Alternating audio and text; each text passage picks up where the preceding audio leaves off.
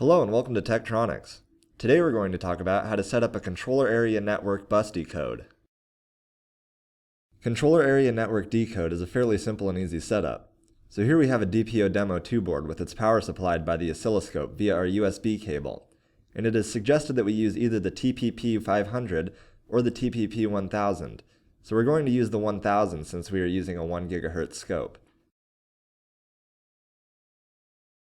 And you can see we have our ground on our ground and our probe head on our CAN high signal. From a default setup, we want to position our channel 1 waveform near the bottom of the display. Adjust our vertical and horizontal scales as needed. And we can also increase our record length to 1 million for some additional resolution. Position our trigger level so that it is near the center of the waveform, and select single acquisition. Select bus B1, and our bus type is controller area network. We can use the wave inspector feature to zoom in and pan around.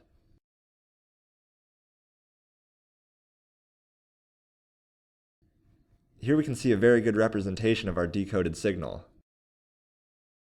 Now we can define our inputs. Our CAN input is our source, which will remain channel 1. Our signal type that we are decoding is CAN high. We can also change our sample point.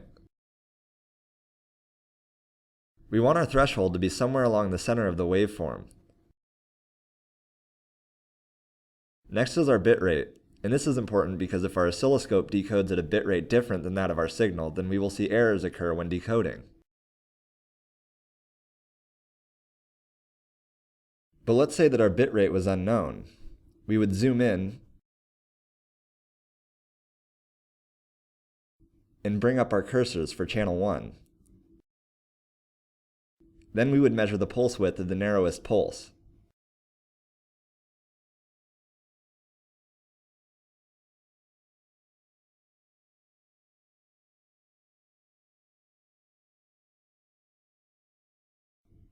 You can see that our pulse width is 2 microseconds, which corresponds to 500 kilobits per second.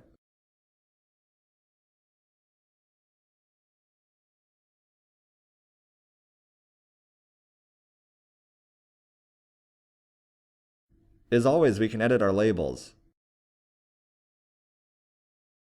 We can also edit our bus display to display bus or bus and waveforms, and our data to be displayed as hex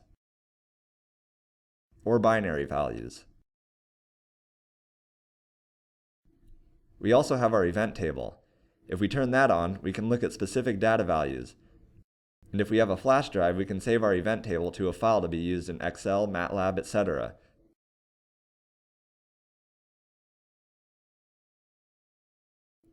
Now if we go into our trigger menu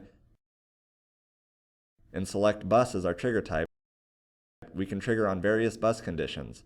And you can see they're all a little different, some allowing us to trigger on start of frame, type of frame, specific identifier and data values, etc. Thank you for watching our video. If you'd like to learn more information about our products, please visit www.tektronix.com/support.